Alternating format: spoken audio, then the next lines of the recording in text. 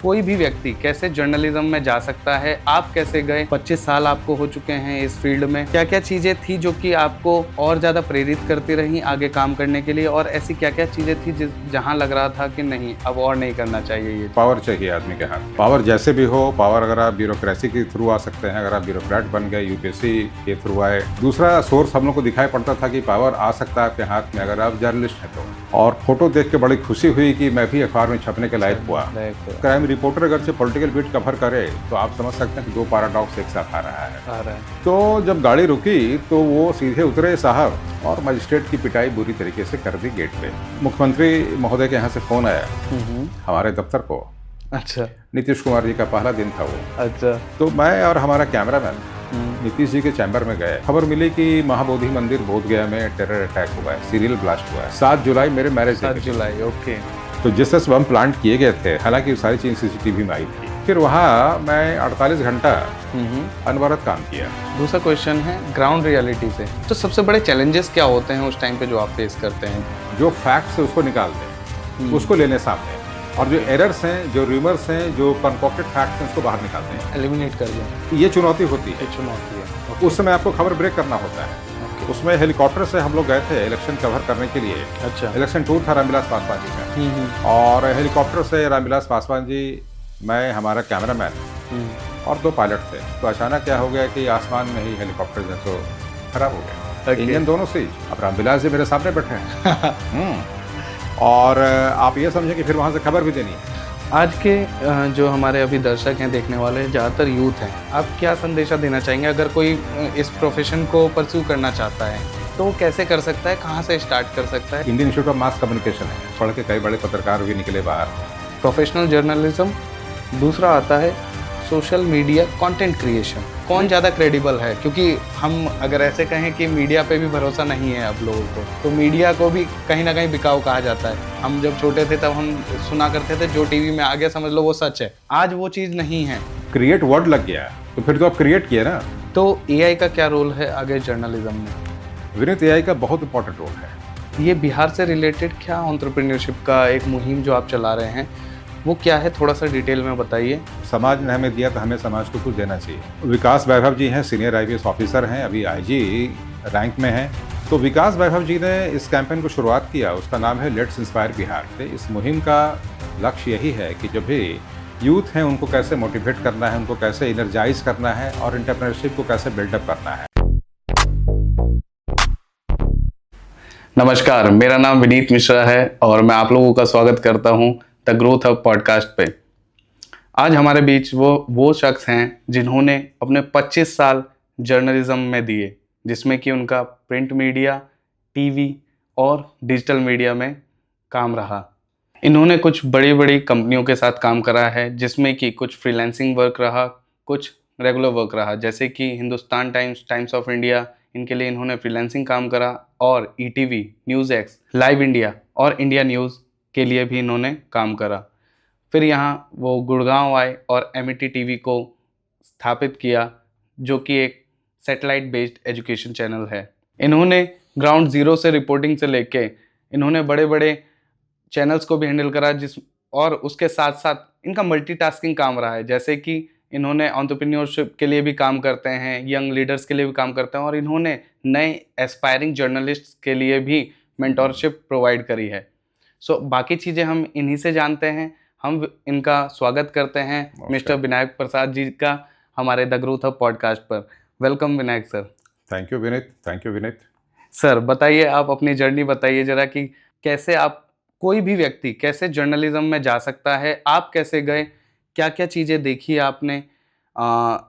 25 साल आपको हो चुके हैं इस फील्ड में, तो क्या क्या चीज़ें थी जो कि आपको और ज़्यादा प्रेरित करती रहीं आगे काम करने के लिए, और ऐसी क्या क्या चीज़ें थी जहाँ लग रहा था कि नहीं अब और नहीं करना चाहिए ये चीज़, तो वो बताइए ज़रा अपनी जर्नी।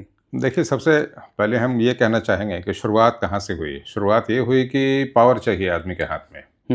पावर जैसे भी हो, पावर अगर आप ब्यूरोक्रेसी के थ्रू आ सकते हैं, अगर आप ब्यूरोक्रेट बन गए, यूपीएससी के थ्रू आए, या दूसरा सोर्स हम लोग को दिखाई पड़ता था कि पावर आ सकता है आपके हाथ में अगर आप जर्नलिस्ट हैं तो दो ऐसा आप ये कहें कि आपके प्रोफेशन का पार्ट रहा। तो ब्यूरोक्रेसी में आना है तो यूपीएससी क्रैक कीजिए, क्योंकि हम लोग बिहारी लोग हैं, एक तो फ्यूडल माइंडसेट होता ही आप जानते हैं। हाँ जी, हाँ तो जी। फ्यूडल माइंडसेट का सीधा सीधी मतलब है कि मेरे हाथ में पावर कैसे ग्रैब हो। ग्रैब हो। या तो हम यूपीएससी क्रैक कर दें, सिविल सर्विसेज के थ्रू आ जाएं, बिल्कुल। या फिर हम पुलिस इंस्पेक्टर बन जाएं। हाँ, हाँ। हाँ, जी। मेरे हाथ में पावर चाहिए। हुँ, तो दूसरा रास्ता ये था कि अगर आप जर्नलिस्ट के रूप में भी आते हैं सोसाइटी में कंट्रीब्यूट करने के लिए, तो आपके हाथ में पावर है, हुँ, आपकी सोशल अकाउंटेबिलिटी बहुत बढ़ जाती है। बिल्कुल। पब्लिक एस्पिरेशन के साथ आपको आगे बढ़ना होता है। हुँ, हुँ, जनता के जुड़े सवालों को लेकर सरकार के पास जाना पड़ता है। बिल्कुल। आप सरकार से हमेशा सवाल करते हैं। हुँ, कुल मिला के आपकी जो भूमिका है, आप ये कहें कि एक विपक्ष की भूमिका हो जाती है। तो कभी-कभी इस भूमिका पर भी सवाल उठ जाते हैं। बिल्कुल, कि इनका जो रोल है, इनका जो मोडस ऑपरेंडाई है, वो हमसे हमेशा क्वेश्चन करने का है, ग्रिल करने के लिए, कि हमारी तो मजबूरी है। बिल्कुल। अगर आप ही हमारे पास किसी तरह की शिकायत या फिर कोई परेशानी को लेके आएँगे, तो आपके परेशानी को लेके हम किसी भी गवर्नमेंट के कंसर्न डिपार्टमेंट के पास जाएँगे। बिल्कुल। उनसे हम रिक्वेस्ट करेंगे, हुँ, ये हुँ, उनकी खबर दिखाएँगे कि साहब देखिए गाँव में है सो हॉस्पिटल की हालत ऐसी है, और उस हॉस्पिटल में मरीज़ जाते ही मरीज़ के साथ जो परेशानी आती है, तो उसको कॉम्बैट करने के लिए आपके पास कुछ प्लान होना चाहिए। बिल्कुल, बिल्कुल। ताकि जो जो प्राइमरी हेल्थ सेंटर, जैसा गवर्नमेंट अब तो काफ़ी कुछ रिवॉल्यूशनाइज़ किया है इसको, हेल्थ सेक्टर को भी, हुँ, हुँ, लेकिन अभी भी कुछ होने बाकी है। बाकी है। तो कुल मिलाकर के एक सोशल अकाउंटेबिलिटी की फीलिंग आती है, और सोशल अकाउंटेबिलिटी की फीलिंग के साथ-साथ आपकी जवाबदेही बनती है कि समाज ने हमें जो कुछ दिया, वो हम वापस कैसे करें। बिल्कुल, तो वापस करने का रास्ता ये है कि आप पत्रकारिता करते हैं, बिल्कुल। आप समाचार माध्यम से जुड़े हुए हैं। हुँ, हुँ, अब तो पत्रकारिता की रफ्तार भी बहुत तेज़ हो गई है। हुँ, हुँ, अब जितने देर में खबर आपके न्यूज़ रूम तक पहुँचती है, उससे फ्रैक्शन ऑफ सेकंड में ये खबरें सोशल मीडिया के थ्रू वायरल हो जाती है। बिल्कुल, बिल्कुल। है ना? एक्स पे वो ट्रेंड करने लगती हैं। तो अब जो रफ्तार बढ़ी है डिजिटल मीडिया की, तो हुँ, डिजिटल हुँ, मीडिया का तो आप ये समझिए कि एक रिवॉल्यूशन है। ये न्यू मीडिया का एक बहुत ही बड़ा रिवॉल्यूशनाइज़ पार्ट है, लेकिन उसके साथ है अकाउंटेबिलिटी। हाँ, अकाउंटेबिलिटी बहुत ज़रूरी है कि आप जो खबर को लेके जनता के बीच जा रहे हैं, आप उसके सेंसेशनल पार्ट को भी देखें। आपका ये कारोबार ना हो कि आप सिर्फ़ उसको सेंसेशन के तौर पे लेके जाएँ। बिल्कुल। तो कुल मिलाकर के कई ऐसी बाध्यताएँ हैं, कई ऐसी जवाबदेही होती हैं, तो एक सपना था मन में कि सोसाइटी को कंट्रीब्यूट कैसे करें, लौटाएँ कैसे? बिल्कुल, तो मैं यूपीएससी क्वालीफाई नहीं कर पाया। ओके, हाँ, लिखता पढ़ता अच्छा था, लेकिन जो ऑब्जेक्टिव एप्टीट्यूड है वो मेरी अच्छी नहीं थी। ओके। इसकी वजह से मैं प्रीलिम भी क्लियर नहीं करता था। ओह! तो कुल मिलाकर के फिर मैं देखा 1-2 बार ट्राई करके, कई विषय पढ़े, हुँ, हुँ, तो उसके बाद मैंने ये देखा कि अब एक रास्ता बचता है कि हम जर्नलिज़्म को ऑप्ट करें। चूँकि डिस्क्रिप्टिव अच्छी है तो आप बढ़िया अखबार में लिख सकते हैं। लिख सकते तो ऐसे ही मुझे एक ब्रेक थ्रू मिला, देखा टाइम्स ऑफ इंडिया में एक स्टैंडिंग फीचर है कैंपस कॉर्नर नाम से। हैं। ओके, उसमें स्कूल और कॉलेज गोइंग, स्कूल नहीं कह सकते हैं, कॉलेज गोइंग लड़के जो हैं प्लस 2 वाले, हुँ, तो हुँ, प्लस 2 की पढ़ाई तो कॉलेज में होती थी। हाँ, हाँ, तो मुझे बहुत अट्रैक्ट किया कि मैं भी लिखूँ और मेरा भी फ़ोटो अखबार में छपे। हाँ, तो वो एक बूस्टर था हमारे लाइफ़ का, हुँ, हुँ, और मुझे ऐसा मौका मिला कि मैं टाइम्स ऑफ इंडिया के उस कैंपस कॉर्नर नाम के फीचर में लिखूँ, हुँ, हुँ, और मैंने भेजा, और मेरा वो डिबेट था, पब्लिश हुआ। ओह! पब्लिश हुआ तो जो टॉपिक ये था कि have college teachers become shirkers? Oh! हाँ, hmm, hmm, are they not accountable और they are not punctual hmm, hmm, wherever students class and their education is concerned? Concern. तो मैं उस समय 12वीं में पढ़ता था, तो 12वीं की पढ़ाई तो कॉलेज में होती थी। हुँ, हुँ, सहरसा कॉलेज का छात्र था। तो मैंने इस टॉपिक पे लिखा और अपना फ़ोटो भी भेजा टाइम्स ऑफ इंडिया प्रेस हुँ, पटना को। हुँ, हुँ, तो देखा कि अगले संडे मेरा छपा हुआ है, और फ़ोटो देख के बड़ी खुशी हुई कि मैं भी अखबार में छपने के लायक हुआ। लायक हुआ, एक ग्लैमर और एक क्रेज़ कहें कि अखबार में फ़ोटो, बिल्कुल, और एक अंग्रेजी अखबार में फ़ोटो आपका छप रहा है। तो वहाँ से शुरुआत हुई कि मैं फ्रीलांस करूँ। ओके, फिर मैंने फ्रीलांस शुरू किया, फिर मैंने हुँ, एचटी के लिए कुछ काम किया, उनके लिए भी कुछ फ़ीचर लिखता था। हुँ, हुँ, फ़ीचर मुझे टॉपिक भी याद है, उसमें एटीएम का दौर था, अच्छा, 2003-4 का वाक़या है वो। ओके, तो एटीएम पे मुझे कहा गया कि आप लिखिए, तो उसका जो टाइटल है वो था डोर स्टेप बैंकिंग। ओके, तो पटना में था मैं, तो उतने पैसे नहीं थे हमारे पास। तो रिक्शा पे घूम करके सब बैंक में जाता था, हुँ, हुँ, और बैंक से जाके पूछा था कि आपके बैंक के आस-पास जो है सो जो एटीएम है, हुँ, उसमें हुँ, क्या ट्रांज़ैक्शन है पर डे का? ओह! कितना क्रेडिट है, कितना जो है सो डेबिट है। तो वो बताते थे? वो बताते थे, कभी आंकड़ा सही मिलता था, कभी आंकड़ा गलत मिलता था। एक क्यूरोसिटी मन में आ गई कि आखिर एटीएम से लोग पैसा कैसे निकाल रहे हैं इतना? हाँ, इतना पैसा कहाँ से आ रहा कहाँ है? से आ रहा है? क्योंकि मैं बिहार में था।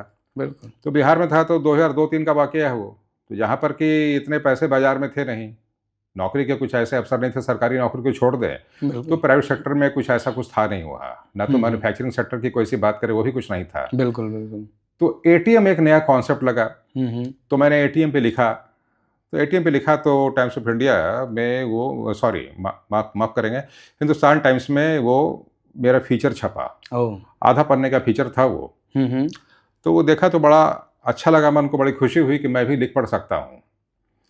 तो उसके बाद फिर वो जो स्टोरी है मेरी टाइम्स ऑफ इंडिया वाली, कि अल्टीमेटली फिर आर्टिकल कलेक्ट किया, डेटा कलेक्ट किया, अपने से घूम करके मैनुअली, कुछ ऐसा कंप्यूटर का हिसाब किताब था नहीं। हम्म। तो फिर डेटा कंप्लीट करने के बाद फिर मैं उसे लिखा, फिर साइबर कैफ़े जा कर के आर्टिकल तैयार करना, हम्म। आर्टिकल तैयार करके फिर प्रेस को जाना, हम्म। प्रेस को जा कर के घंटे घंटे बैठना, बिल्कुल। संपादक महोदय की प्रतीक्षा करना। हाँ, फिर मौका मिलता था मिलने का मिलने का। तो मैं अपने फीचर को प्रेजेंट करता था। एक दफ़ा ऐसा हुआ कि तभी मैं पटना के हनुमान नगर में था अच्छा। और मेरे जेब में मात्र 12 रुपये थे। ओह। तो 6 रुपये किराया एक तरफ से पटना हनुमान मंदिर का था, हाँ हनुमान नगर से हनुमान मंदिर मतलब पटना जंक्शन के पास। ठीक है। फिर 6 रुपये जाने का, 6 रुपये आने का। आने का 12 ही अब मैं फीचर सबमिट किया, मेरे पास कुछ पैसे नहीं। हाँ अब उसी 6 रुपये में मैं लौट के वापस आ गया। वापस। अब मेरे पास कुछ नहीं, तो जो प्रिंटिंग में खर्चे थे वो मेरे के सब चले गए। सब चले गए। सही। आने जाने में ऑटो का जो किराया था वो मैंने दे दिया 12 रुपये। बिल्कुल। अब कुछ है नहीं, लेकिन जुनून तो बाकी है। पैसे नहीं है लेकिन जुनून तो है। जुनून तो है। और जुनून है तो फिर जुनून मरेगा नहीं, बिल्कुल। और जुनून जिंदा रहेगा। वो और सुना है मैं- ना कि कहीं पे कि जेब में गांधी हो ना हो, सीने में आंधी होनी जरूरी है। बस, तो वो जुनून 12 रुपये का जुनून था। वाह। 6 रुपये आने का भाड़ा, 6 रुपये जाने का भाड़ा, मेरे पैसे खत्म हो गए। लेकिन मेरे फीचर छपी, डोर स्टेप बैंकिंग छपी। वाह। नाम देख के बड़ी खुशी हुई, बड़ा सा बोल्ड लेटर में नाम छपा हमारा हिंदुस्तान टाइम्स में, पटना पब्लिकेशन में। और फिर वो हमारा सिलसिला चल पड़ा। फिर मैं ईटीवी को ऑप्ट किया। उसमें ईटीवी भी एक बहुत ही, आपको ये कहें तो प्राइम न्यूज चैनल हुआ करता था। अच्छा, 2003-4 की बात है। 3-4 की बात है। तो फिर उनका जो एग्ज़ाम का तरीका था बहुत ही सिस्टमेटिक होता था। ओके आपको रिटन क्वालिफाई करना है, देन आपका होगा वाइवा होगा। ओके। तो मैं फॉर्म फिलअप किया। हम्म। तो उसमें 1200-1400 एस्पिरेंट उसमें अपीयर हुए थे। वाह। पटना में सेंटर बना मगध महिला कॉलेज में। अच्छा। 1200 लोग बैठे और 1200 लोगों में 12 लोगों का सिलेक्शन हुआ। Wow, it is giving me goosebumps. Wow, great. तो That's beautiful. अब पैसे पास में है नहीं। बड़ी बहन का रहता था, खाना पीना उनके यहाँ मिल जाता था। अच्छा अच्छा। और कुछ शौक दूसरा था नहीं हमारे पास। एक जुनून था बचा हुआ जो ख़त्म नहीं हो रहा था। खत्म नहीं हो रहा। अब मैं ईटीवी के एग्ज़ाम में शामिल हो गया। हाँ हाँ। ईटीवी का एग्ज़ाम दिया करके पटना के मगध महिला कॉलेज में, और 1200-1400 लड़के अपीयर हुए थे बिहार और झारखंड मिला के। उसमें से 12 लोगों का सिलेक्शन हुआ रिटन में। वाह। इंटरव्यू हुआ हैदराबाद में, ओके। रामोजी फिल्म सिटी में। ओ। तो रामोजी फिल्म सिटी आप ये कहें तो हॉलीवुड से बड़ा उसका प्रेमाइस है। अच्छा। आप देखेंगे नेट पे तो ओके। आपको समझ में आएगा कि वहाँ का जो प्रोडक्शन सेंटर है मंत्रा, तो वो भी कमाल का जगह है। अच्छा। कमाल का जगह है। ओके। तो फिर रामोजी फिल्म सिटी गया, वहाँ जाके मेरा इंटरव्यू हुआ। तो जो रिटन की हमारी कॉपी थी वो बोर्ड के मेंबर इंटरव्यू में लेके बैठे हुए थे। अच्छा। Okay good. मैंने कहने का मतलब ये है कि आपने जो लिखा है, हाँ, कि आप ही हो या फिर आप ही हो या फिर कुछ दूसरा मामला था उस समय। हाँ हाँ बिल्कुल बिल्कुल, क्योंकि बिहार की बात हो रही है अभी। तो मैं भी बड़ा सरप्राइज हुआ कि जो क्वेश्चन ये हमारे कैसे? आए थे रिटन एग्जामिनेशन में वही क्वेश्चन पूछ रहे होंगे। वही पूछ रहे हैं बोर्ड में। फिर एक मेंबर ने ये भी कहा कि साहब आपने तो यहाँ पे ये लिखा है जो अभी आप बता रहे हो। हम कि बिल्कुल बता रहा हूँ। हाँ। तो देखिए आपकी कॉपी मेरे सामने पड़ी है। सवाल पहले मेरे कॉपी से हुई, जो कोई मैं एग्जाम 2 महीना पहले दिया था वो कॉपी उनके पास बोर्ड के पास 2 महीने के बाद रखी हुई थी। पड़ी हुई थी। वाह। और उसी कॉपी के बेस पे मुझसे एग्जामिनेशन के सवाल पूछे गए ठीक है। और वाइवा का सवाल पूछा गया। ठीक है। तो पूछा गया कि हैदराबाद का एटमॉस्फेयर कैसा लगा। वाकई वहाँ का मौसम बहुत हाँ, खूबसूरत है। हाँ हाँ। तो मैंने बोला कि बहुत अच्छा लग रहा है। तो फिर मेरी पोस्टिंग, मेरी पहली ज्वाइनिंग हैदराबाद में हुई। वाह।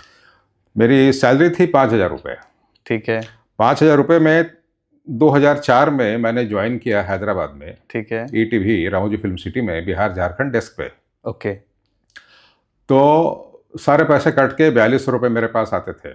ठीक है। तो 4,200 में बड़ा आराम से रहता था। हाँ हाँ हाँ। चूँकि एक कमाल का कैमरेटरी, सारे लोग यहाँ के थे, बिहार के थे अपने डेस्क पे। डेस्क पे, हाँ। और शिफ्ट में डेस्क तो 24 घंटा चलता है ना। बिल्कुल बिल्कुल। अब जो मॉर्निंग वाले लोग हैं जो सुबह के 6 बजे गए वो शाम के 4:30-5 में 6 तक में घर लौट के आ जाएंगे। हाँ हाँ। अब जो उसके बाद वाले शिफ्ट में गए हैं वो रात में लौट के आएंगे। रात में आएंगे। तो जो मॉर्निंग वाले हैं उनकी जवाबदेही बनती थी कि जो रात वाले उनका खाना बना के रखना। अच्छा। तो ये बड़ा अच्छा रोटेशन था वहाँ शिफ्ट का, वाला। हैदराबाद का। हाँ हाँ हाँ। तो घर से दूर होने का, होम सिकनेस का भी मामला था, तो होम सिकनेस के बाद भी ये वक्त हमारा अच्छा गुजरता चला गया। हम्म। तो सफ़र के बाद फिर अब दूसरा मौका, फिर वहाँ से लौट के पटना आए। हम्म। पटना आके मैंने क्राइम रिपोर्टिंग शुरू की ओके और पॉलिटिकल भी देखा। ओके। तो एक क्राइम रिपोर्टर अगर से पॉलिटिकल बीट कवर करे तो आप समझ सकते हैं कि दो पैराडॉक्स एक साथ आ रहा है। आ रहा है। हाँ, बिल्कुल। जहाँ पॉलिटिक्स में गोडी गोडी सवाल पूछना है, बढ़िया बढ़िया सवाल पूछना है, और वहाँ वहीं क्राइम पे रिपोर्टर भी सवाल पूछ रहा है तो क्लैश हो जाता है। जर्क तो आएगा। बिल्कुल बिल्कुल। तो उन दिनों मैं आपको याद दिलाता हूँ, उन दिनों पटना में मैं उसमें जेडीयू बिट देखा करता था। अच्छा। और क्राइम भी देखा करता था। ठीक है। तो जेडीयू बिट में देखता था तो उसमें जॉर्ज फर्नांडिस साहब आए थे जनता दल यूनाइटेड के अध्यक्ष पद का चुनाव लड़ने के लिए। ओके। आज वो जीवित नहीं है। हम्म। तो कमाल के सोशलिस्ट लीडर थे वो मैंने इलेक्शन कवर किया जेडीयू के नेशनल प्रेसिडेंट का। तो जॉर्ज साहब वो चुनाव हार गए। अच्छा। और शरद जी नेशनल प्रेसिडेंट बने। ठीक है। शरद पवार जी। शरद यादव जी। शरद यादव। हाँ। ओके वो जबकि वहाँ जबलपुर के थे और यहाँ के बिहार में उनकी राजनीति चल रही थी। ओके। तो उन दिनों ये होता रहता था कि एक क्राइम रिपोर्टर पॉलिटिकल भी कवर कर रहा है। तो जो सवाल करने का तरीका पुलिस और क्रिमिनल से होता है वही सवाल करने का तरीका पॉलिटिशियन से हो जाता था। तो कई खबरें निकल के बाहर आती थी। तो कभी कभी वो हमारे सूप का भी काम कर जाता था। तो ऐसे कुल मिलाकर के उन चीज़ों को मैंने बहुत इंटरेस्टिंग तरीके से जिया। ओके। फिर जब मैं ईटीवी में रहा वहाँ 2004 से लेकर के 2010 के 10 अक्टूबर तक मैंने रहा। फिर इंडिया न्यूज की रिलॉन्चिंग हो रही थी तो बिहार झारखंड चैनल की जिम्मेदारी मिली। अच्छा। तो उसमें बतौर स्पेशल कॉरेस्पॉन्डेंट कम ब्यूरो चीफ ओके। मैंने वहाँ ज्वाइन किया पटना में। और इंडिया न्यूज ज्वाइन किया तो बहुत ही कम मैन पावर में काम भी चलता था। और हमारा चैनल बहुत बढ़िया कर रहा था। अच्छा। खबरों का कंटेंट प्लस कि हमारा जो रिलेशनशिप है अपने पॉलिटिशियन से, अपने ब्यूरोक्रेट से, वो बड़े इम्पार्शियल और बड़े ऑनेस्ट होते थे। ओके। तो हमें उन लोगों ने भी काफ़ी सम्मान दिया। ठीक है। जो टॉप ब्यूरोक्रेट से बिहार के आज भी कनेक्टेड हैं, जो टॉप पॉलिटिशियन से आज भी कनेक्टेड हैं। तो हमने ये ख्याल रखा कि अगर आप पत्रकारिता कर रहे हैं तो उसमें सेंसेशन मत फैलाइए। सेंसेशन की जरूरत नहीं पड़ती है। नहीं पड़ती। आप टू द पॉइंट आइए और कम से कम ऐसा मत करिए कि आपकी खबरों को आपको ही खंडन करना पड़े अखबार पे या फिर टेलीविजन में आकर के। बिल्कुल। तो स्थिति बड़ी रिडिकुलस होती है। बहुत ही ज़्यादा। तो मैंने इन चीज़ों को परहेज किया और अपने तमाम साथियों को जो हमारे साथ थे उन सबको भी यही मैंने कहा कि हम सब लोग ऐसा ही काम करें कि हमें कल सवाल के दायरे में ना आना पड़े। बिल्कुल। और हम लोगों ने उन चीज़ों का ख्याल किया। तो जर्नलिस्टिक एथिक्स को लेकर आज भी जिंदा हैं। उन चीज़ों को लेकर जीते रहे। तो सम्मान भी प्राप्त हुआ। ऐसी कई घटनाएं हैं बिहार की, मैं आपको याद दिलाऊंगा।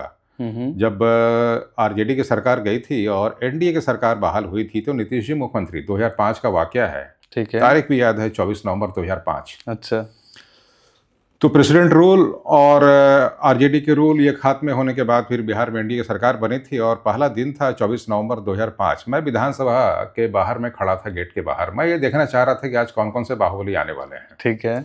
उसमें बाहुबली भी एक नैरेटिव था, एक टर्म था। हाँ। अखबारों में बाहुबली लिखा जाता था कि बाहुबली फलान जगह, बाहुबली लिखने की जरूरत है नहीं। हाँ। आप उनके विधायक या फिर उस पॉलिटिशियन का नाम भी आप लिख सकते हैं। हाँ, वही लेकिन ना लिख करके आगे एक एडजेक्टिव लगा देना बाहुबली। हाँ। ये अच्छा नहीं लगा। हालांकि कुछ दिन तक चला, फिर वो खत्म हुई वो चीजें। हाँ। तो मैं गेट के बाहर खड़ा था। हाँ। और मैं ये देखने की कोशिश कर रहा था कि आज आ रहे हैं कौन आ रहे हैं। बिल्कुल। तो मैंने देखा कि एक गाड़ी रुकी, स्कॉर्पियो। उस पर चूंकि पहला दिन था तो ऑब्वियस है कि जो भी मंत्री हैं उनका तो जो बोर्ड लगना है वो तो लगा नहीं था। बिल्कुल। उस पर 3 लोग सवार थे और चूंकि गुड गवर्नेंस की बात शुरू हुई थी कि बिहार में गुड गवर्नेंस है। ओके। तो गुड गवर्नेंस को जीने के लिए हमारे तमाम ब्यूरोक्रेट भी उसमें मौजूद थे। ओके। गुड गवर्नेंस क्या है? गुड गवर्नेंस की अच्छी सरकार, सुशासन की सरकार, जहाँ पर रूल ऑफ लॉ है। ओके। जहाँ पर रूल ऑफ लॉ है और जो आप ये कहें कि अकाउंटेबिलिटी है गवर्नमेंट की, वो पीपल के लिए, और पीपल की अकाउंटेबिलिटी गवर्नमेंट के लिए, ये इंश्योर करने के लिए एक बड़ा अच्छा एक माहौल वहाँ बना था। ओके। कि जनता की सरकार और जनता के लिए सरकार। तो उसमें मैं गेट पे देखा कि ऐसे कई विधायक लोग आए हम्म। जिन पे कई तरह के एलिगेशंस पहले होते Allegation थे। हाँ हाँ तो एक गाड़ी आके स्कॉर्पियो रुकी और एक मजिस्ट्रेट थे, हाँ हाँ। उनका नाम अभी नहीं लूंगा, मिस्टर अग्रवाल थे। अच्छा उन्होंने गाड़ी को रुकवाई अच्छा। कि रोको जरा गाड़ी, हाँ कौन कौन लोग बैठे हैं। तो वो बेचारे जांच करना चाहे हाँ कि इस पे कौन कौन लोग सवार हैं, जो कि विधानसभा एंट्री कर रहे हैं। बिल्कुल और देश की तमाम मीडिया अंदर से लाइव कर रही थी, बिल्कुल। विधानसभा प्रेमाइस से, बिहार विधानसभा के प्रेमाइस से। हाँ और मैं बाहर में अपने कैमरामैन के साथ खड़ा था। हम्म। तो अंदर से लाइव शुरू था सारे लोगों का, बीबीसी, फॉक्स, एवरी चैनल, चूंकि एक न्यू डायमेंशन में बिहार इंटर कर रहा था, बिल्कुल है बिल्कुल। ना। तो उस समय एक नई स्कॉर्पियो रुकती है और नई स्कॉर्पियो के रुकने के बाद मजिस्ट्रेट साहब ने गाड़ी को रुकवाई कि जांच करें, देखें कि है क्या इसमें, कौन कौन लोग बैठे हुए हैं। तो जिनको उतारा गया रोक करके, आज वो जीवित नहीं है इसलिए उनका नाम लेना ठीक नहीं होगा। ओके। वो बिहार गवर्नमेंट कैबिनेट मिनिस्टर भी रहे। अच्छा। और एक उडवी, दो उसमें थे, मिनिस्टर थे, और एक एमएलए थे जो भी प्रेजेंटली मिनिस्टर भी हैं। अच्छा। तो जब गाड़ी रुकी तो वो सीधे उतरे साहब, और मजिस्ट्रेट की पिटाई बुरी तरीके से कर दी गेट पे। ओ कर दी तो हमारा कैसे रोक कैमरामैन दिया? बड़ा शार्प था, उसने कहा कि सिर्फ इसी का फुटेज निकालो। मैं तो अपना काम पे हूँ ना, हाँ जो दिखाई पड़ेगा मैं तो लिखूंगा ही, बिल्कुल। और मैं कैमरे में क्या तो करूंगा। तो मुझे दिखाई पड़ा कि भाई मजिस्ट्रेट साहब की बुरी तरीके से पिटाई हुई। पिटाई हो बिहार गई। सरकार का मजिस्ट्रेट वो कि पिटा गया। रोक के कैसे चेक कर लिया है? चेक कैसे किया? तो उनको ह्यूमिलेट किया गया, फिजिकली काफ़ी सॉल्ट किया गया। उसके बाद जो है सो फिर बात रुकी और साहब आगे बढ़े। आगे बढ़ने के बाद मुख्यमंत्री महोदय के यहाँ से फ़ोन आया हमारे दफ्तर को। अच्छा नीतीश कुमार जी का पहला दिन था वो। अच्छा। फ़ोन आया तो हमारे संपादक तो हैदराबाद बैठते थे, हाँ हाँ। तो उन लोगों ने बात नहीं की। ओके। वो लोग वहाँ उनको रिप्लाई प्रॉपरली कर नहीं पाए। कर नहीं पाए, ठीक है। तो मैं और हमारा कैमरामैन नीतीश जी के चैम्बर में गए। अच्छा। चीफ मिनिस्टर थे उस समय, हाँ हाँ। पहला दिन था वो सरकार का। और बड़ी चुनौती थी और बड़े चैलेंज भी थे कि साहब हम आए हैं और आने के बाद जो है सो हमें रिफॉर्म करना है, रिफॉर्म ऑब्वियस है।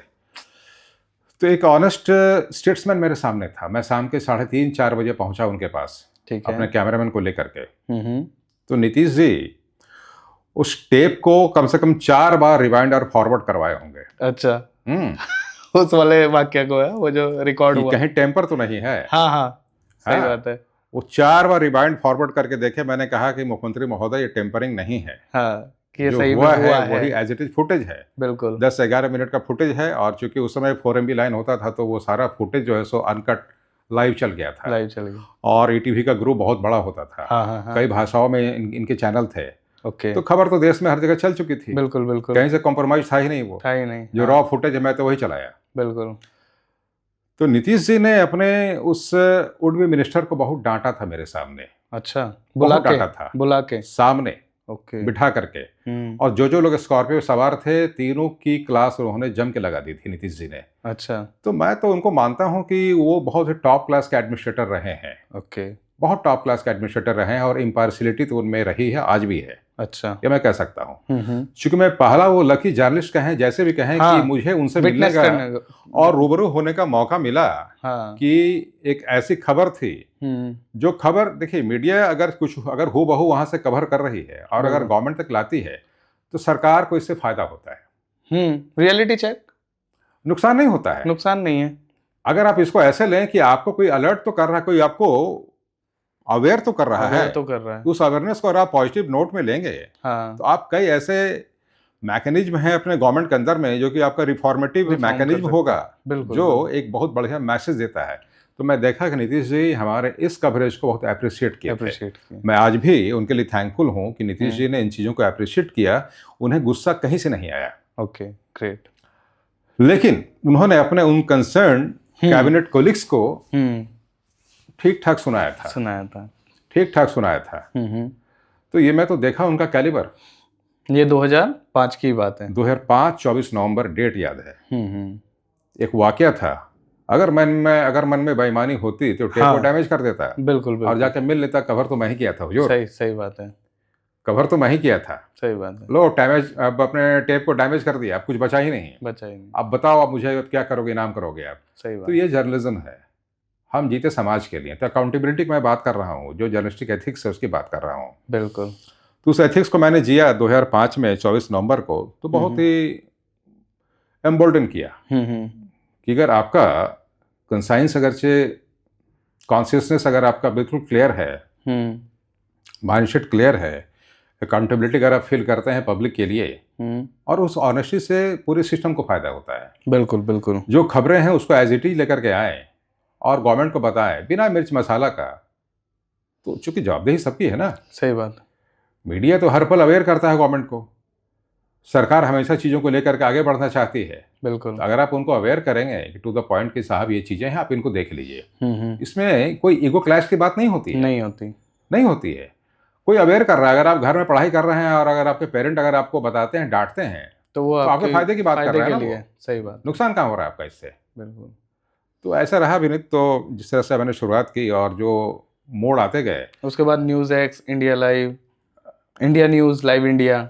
हाँ, उसके बाद फिर इंडिया न्यूज़ में आए। तो इंडिया न्यूज़ में आए तो कई बड़ी घटनाएं मैंने कवर की। अच्छा, ये कब की बात है? 2013 7 जुलाई। ओके। एक्चुअली 7 जुलाई हमारा मैरिज डे भी है, शादी अच्छा, मेरी 7 एनिवर्सरी। जुलाई को हुई थी। ओके। तो 2013 7 जुलाई, ठीक है। तो मैं पटना में था। इंडिया न्यूज़ में वहाँ देख रहा था। इंडिया न्यूज़ एक्स 3 चैनल हमारे पास थे, एक अंग्रेजी और 2 हिंदी। अच्छा, एक एक साथ ही नेशनल- देख रहे थे आप? एक ही साथ, क्योंकि एक ही हाउस का चैनल था ना वो। अच्छा अच्छा अच्छा, ओके। एक ही हाउस का था। तो खबर मिली कि महाबोधि मंदिर बोधगया में टेरर अटैक हुआ है, सीरियल ब्लास्ट हुआ है। अच्छा, हाँ, 2013 7 जुलाई मेरे मैरिज डे 7 के दिन। जुलाई, ओके। मैरिज डे के दिन सीरियल ब्लास्ट हुआ है। सीरियल ब्लास्ट हुआ है महाबोधि मंदिर में। हाँ हाँ। तो फिर देखना क्या था? फिर तो जाना ही था।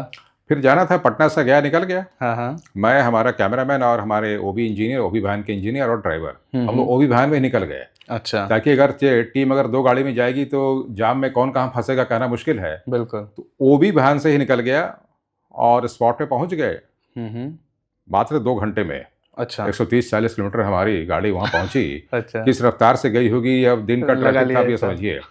गए तो अफरा तफरी का माहौल था। बिल्कुल बिल्कुल महाबोधि मंदिर के प्रमाइस में बिल्कुल। सीरियल ब्लास्ट हुए थे, 6 धमाके हुए थे मंदिर के अंदर में। और एक ऐसा प्रोमिनेंट इंटरनेशनल प्लेस है, आप जानते हैं बिल्कुल कि बिल्कुल, सब जाते हैं वहाँ पे। बुद्ध आस्था का वो केंद्र है बिल्कुल। और महाबोधि वृक्ष भी है। महाबोधि मंदिर में महाबोधि वृक्ष को भी थोड़ा सा नुकसान पहुंचा था। ओह। तो जिस तरह से हम प्लांट किए गए थे, हालांकि वो सारी चीज़ सीसीटीवी में आई थी। अच्छा। सीसीटीवी में आई थी। ओके। तो फिर वहाँ मैं 48 घंटा अनवरत काम किया, रेगुलर। चूँकि वो जुलाई का महीना था और बारिश तो लगातार रुक रुक के हो रही थी, तो इंटरमिटेंट रेन भी था वहाँ पे। हाँ हाँ। और ह्यूमिडिटी तो काफ़ी थी ही, बहुत ज़्यादा। लेकिन एक लक्ष्य सामने था कि एक बड़ी वारदात हुई है। बिल्कुल बिल्कुल। और हमारे सूबे का सवाल है। तो वहाँ हम काम करते रहे और चूंकि हम पहले भी जाके कवर करते रहे थे, तो मेरे अपने संबंध थे वहाँ के पुलिस और फिर वहाँ के पैरामिलिट्री फोर्सेस से भी। अच्छा। तो जैसे जैसे इनपुट आ रहे थे, मैं उन खबरों को लेकर के जनता के बीच में आ रहा था। अपने टेलीविजन पे मैं लाइव पे आ रहा था। उसी बीच में देखा कि एनआईए की टीम भी आ गई, ओके, दिल्ली से। और एनआईए की टीम, एनआईए के एसपी विकास वैभव जी थे। अच्छा, ये आईपीएस सर जो अभी आईपीएस विकास ओके। वैभव थे। विकास वैभव एनआईए एसपी, हाँ, हाँ, वो हाँ। दिल्ली से महाबोधि मंदिर इंक्वायरी करने आए थे। अच्छा जबकि हमसे उनकी अच्छी मुलाकात थी। पटना में सिटी एसपी रहे, सीनियर एसपी रहे, अच्छा। तो हम लोग का मिलना जुलना होता था। लेकिन था। वहाँ भी एक जो प्रोफेशनल एथिक्स है, मैं उनको लगातार चेज करता रहा कि हुआ क्या है, बताइए, कुछ तो बताइए, कुछ तो बताइए। लेकिन वो नहीं क्योंकि जस्ट पहुंचे ही थे और पहुंच के उन्होंने अपना काम शुरू कर दिया था। तो काम शुरू कर दिया था, तो एक जो प्रोफेशनल इन्वेस्टिगेटर है, हाँ, वो पहले मीडिया से रूबरू नहीं होता है। नहीं होता है, सही बात है। और उसको विकास वैभव जी ने बखूबी पूरा किया। तो जो उनका प्रोफेशनल कॉम्पल्सन, प्रोफेशनल एथिक्स था, वो पूरा हुआ। और फिर जो उनको रिपोर्ट करना था गवर्नमेंट को किया। तब तक मेरे पास कुछ खबरें आई। सीआरपीएफ के में मेरे सोर्सेस थे। अच्छा। मैं 1-2 कॉम्बिंग ऑपरेशन भी कवर किया था। ओके। तो मेरे सोर्सेस थे सीआरपीएफ में। तो उन लोगों ने बताया कि जिस वैसल में बम बनाया गया था, वो लोकल कंटेनर था। ओके। जो गैस सिलेंडर होता है। तो उसमें वो केमिकल, तो कुल मिलाकर के आप ये कह सकते हैं कि लोकल नेक्सस को आप रूल आउट नहीं कर सकते हैं। ओके।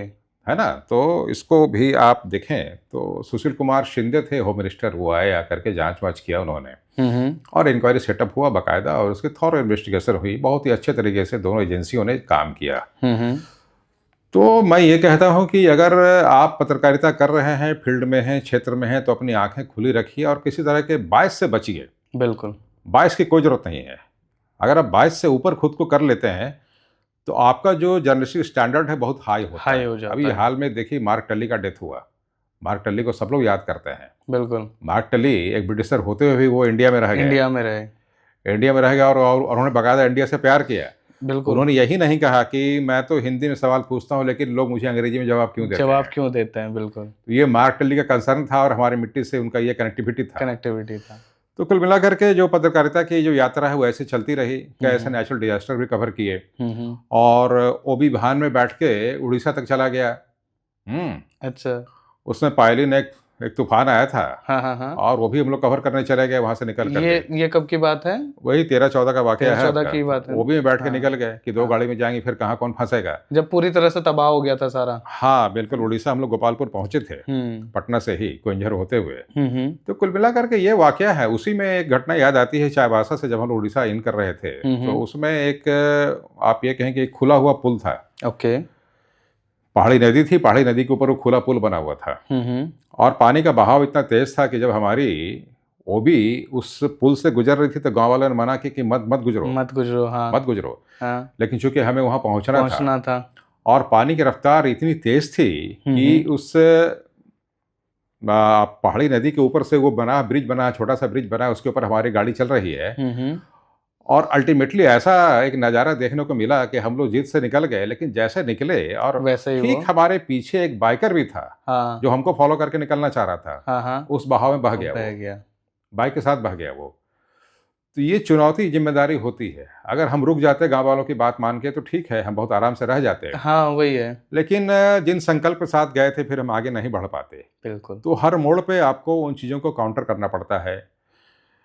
तो कैसे बड़े टेरर अटैक भी कवर किए। हरपालगंज में 2005-06 में ही आपको अटैक हुआ था हुजी का। हरपालगंज में श्रमजीवी एक्सप्रेस पटना से खुली थी दिल्ली के लिए। ओके। उसमें भी धमाका हुआ था ट्रेन में। हाँ, लालू जी रेल मंत्री थे। हाँ हाँ हाँ। तो हम लोग हमारे स्पेशल में जाके कवर किए थे। ओके। तो ये देखा उसमें, अगर आप पत्रकारिता कर रहे हैं, जर्नलिस्टिंग के सारे लोग ऐसा ही करते हैं। बिल्कुल। कि आपको अपने समय का ख्याल नहीं होता, अपना ख्याल नहीं होता है। तो उसमें आप कुछ भी ऐसी चीजें लेके ना आए जो कि सेंसेशन पैदा करे। हाँ, वो ना करें। बिल्कुल, है ना।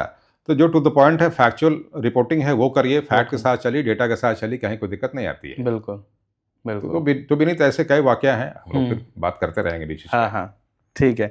तो मेरे कुछ क्वेश्चंस हैं जो हमारे जो दर्शक हैं वो देख रहे हैं। अब आज क्या है, हम इंजीनियर, डॉक्टर और सीए यही सब बनने में लगे हुए हैं।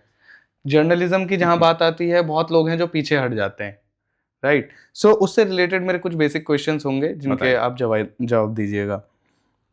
जैसा कि आपको पता है कि आजकल न्यूज़ जो है एकदम आग की तरह फैलती है।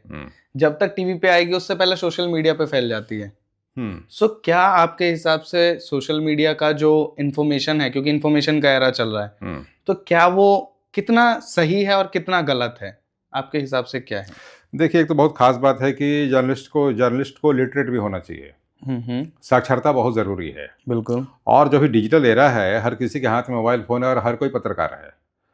इस हालत में दिख क्या रहा है, बता क्या रहा है, फैक्ट कहाँ है, आंकड़ा कहाँ है, उनमें सिंक्रोनाइजेशन नहीं होता है। वो अनअलाइंड चीज़ें हैं। तो अनअलाइंड चीज़ें हैं तो उनको लेकर के आप जनता के बीच चले जाते हैं। जिस रफ्तार से चीज़ें फैलती है जंगल की आग की तरह, अभी देखिए कि ऐसे कई घटनाएं हुई हैं जो कि बिल्कुल अप्रिय हैं। बिल्कुल। सोशल मीडिया के थ्रू। बिल्कुल। तो सोशल मीडिया के थ्रू ऐसे जो रूमर मॉन्गर्स फैलते हैं, उनका तो दुष्परिणाम समाज पे बहुत ज़्यादा हो जाता है। इसको लेकर के भारत सरकार ने भी एक अच्छी पहल की है। मिनिस्ट्री ऑफ इंफॉर्मेशन ब्रॉडकास्टिंग ने एक सेल्फ रेगुलेटरी बॉडी बनाने का संकल्प लिया। हालांकि मामला भी आपका न्यायाधीन है।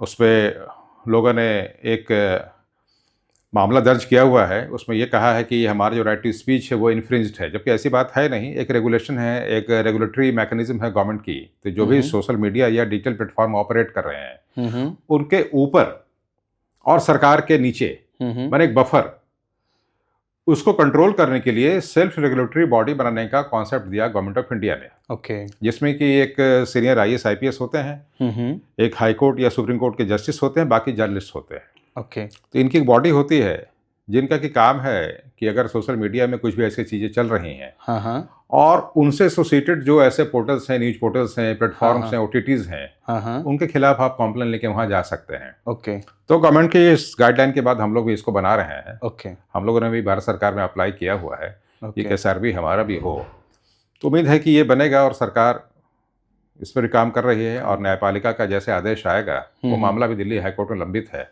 ओके। तो जब वो आदेश आएगा तो फिर उसका जो मूर्त रूप को देखा जाएगा। तो कुल मिलाकर के जो रेगुलेटरी मैकेनिज्म है वो अभी सोशल मीडिया पे नहीं है, जबकि उसकी आवश्यकता है। और अगर पत्रकार पढ़े लिखे हैं, क्या है कि आप एक जर्नलिस्ट हैं, आप हर बीट कवर करते हैं, आप ही मेडिकल साइंस भी देखते हैं, आप ही जाके लॉ भी देखते हैं, आप ही क्राइम भी देखते हैं, आप ही एंटरप्रेन्योरशिप भी देखते हैं, एजुकेशन देखते हैं, फैशन भी देखते हैं आप। बिल्कुल बिल्कुल। तो आपके पास इंफॉर्मेशन और आपके पास समझ हर चीज़ की होनी चाहिए। ये तभी होगा जब आप बिल्कुल अवेयर हैं और कनेक्टेड हैं। ये तो जानना चाहिए कि हर दिन आप अपने आप को ब्रशअप करिए, अखबार पढ़िए, उससे जो फैक्चुअल रिपोर्ट्स हैं वो मिलते हैं। सब कुछ के बावजूद एनालाइज करना चाहिए कि हम एनालाइज करें, हाँ, कि क्या सही है क्या गलत है, खुद हमें डिसीजन लेने हैं, राइट? हम डिस्टर्ब ना करें, हम एक सेंसेशन या फिर हम होक्स क्रिएट ना करें। ये इससे बचना चाहिए सारे जर्नलिस्ट को। बिल्कुल। दूसरा क्वेश्चन है ग्राउंड रियलिटी से। जैसा कि आपने काफ़ी सारे आपने बताया कि आपने अटैक्स कवर करे हैं, उस टाइम की न्यूज़ देखी हैं आपने, डिजास्टर भी जब हुए हैं हमारे, तो तब भी आपने उन न्यूज़ को कवर करा है। तो सबसे बड़े चैलेंजेस क्या होते हैं उस टाइम पे जो आप फेस करते हैं, जब जैसे ही आपको न्यूज़ मिले इस तरह की, चाहे अटैक हो, चाहे नेचुरल डिजास्टर हो, एनीथिंग, तो उस टाइम पे क्या चीज़ ऐसी है जो सबसे ज़्यादा आपको हैम्पर करती है आपकी परफॉर्मेंस को व्हाइल रिपोर्टिंग समथिंग? देखिए, वहाँ पे दो चीज़ें होती है। एक तो है कि ग्राउंड जीरो पहुंचना उस लोकेशन पे एग्जैक्ट कैसे करके पहुंचना है, ठीक है, किसी भी तरह से पहुंचना है। दूसरा है कि पहुंचते हुए ग्राउंड जीरो तक जाते हुए आपको खबर ब्रेक भी करनी होती है। ओके। तीसरा है कि जो अकाउंटेबल सोर्सेस हैं, एडमिनिस्ट्रेशन के लोग हैं, पुलिस के लोग हैं, लोकल कनेक्ट्स हैं, हमारे अपने सोर्सेस हैं, हमारे अपने डिस्ट्रिक्ट रिपोर्टर्स हैं, उनसे टच करते हुए, उनसे बात करते हुए आपको ये करना पड़ेगा कि जो फैक्चुअल डेटा है, जो फैक्ट्स है, उसको निकाल दें, उसको ले लें सामने, और जो एरर्स हैं, जो रूमर्स हैं, जो कंकॉक्टेड फैक्ट्स हैं, उसको बाहर निकाल दें, एलिमिनेट कर दें। तो ये चुनौती होती है। ओके। उस समय आपको खबर ब्रेक करना होता है। ओके। अब एक वाकया मैं आपको सुनाऊंगा आगे। जब मैं इलेक्शन कवर करने के लिए गया था एक दफे, 2010 का वाकया है, विधानसभा चुनाव 10 का ही है। उसमें हेलीकॉप्टर से हम लोग गए थे इलेक्शन कवर करने के लिए। अच्छा। इलेक्शन टूर था रामविलास पासवान जी का। तो पटना से निकले और हेलीकॉप्टर से रामविलास पासवान जी, मैं, हमारा कैमरामैन और 2 पायलट थे। अच्छा। वो हम लोग हेलीकॉप्टर से निकले, हम लोग जा रहे थे मुजफ्फरपुर। ओके। तो मुजफ्फरपुर हम लोग खूंटी जाना था। उसके पहले 2 सभा हम लोग कवर किए थे। तो खूंटी हम लोग को जाना था, तो अचानक क्या हो गया कि आसमान में ही हेलीकॉप्टर जो है सो खराब हो गया। अच्छा। हाँ, ओके। इंजन दोनों सीज। दोनों? हाँ, हमको लगता है कि कम से कम 100 फीट तो ऊपर जाके ऐसा हुआ। अच्छा। तो फिर देखा कि दोनों पायलट आपस में कुछ बातें कर रहे हैं। हाँ। तो बातें कर रहे हैं, तो अल्टीमेटली दोनों ने बड़ी सेफली कांटी में ही उस हेलीकॉप्टर को लैंड करा लिया। ओके। सेफली लैंड करा लिया। तो ये उड़ते वक्त ही पता चल गया था? नहीं, उड़ते वक्त जब हवा में गई। अच्छा, जैसे ही आपने मतलब उड़ान भरने की शुरुआत हुई तो 100 फीट ऊपर जाते ही पता चल गया ये काम नहीं कर रहा ठीक से। अब उसमें स्नैग है। अच्छा। इंजन में खराबी आ गई थी, जबकि हाँ। डबल इंजन का हेलीकॉप्टर था वो। हाँ। और एक इंजन तो खराब हो गया, चोक कर गया, दूसरा काम कर रहा था, तो बड़ी सावधानी से, बड़ी चालाकी से दोबारा दोनों पायलट ने उनको नीचे कर लिया। ठीक है। अब रामविलास जी मेरे सामने बैठे हैं। और आप ये समझे कि फिर वहां से खबर भी देनी है। बिल्कुल बिल्कुल, वहां से खबर भी देनी है। तो चूंकि अब हालांकि आज जीवित नहीं है, वो भी कमाल के थे स्टेट्समैन। उनके साथ का वाकया मैं आज भी याद करता हूँ। तो वो जो वाकया है वो भी घटनाक्रम, कमाल का घटनाक्रम था वो।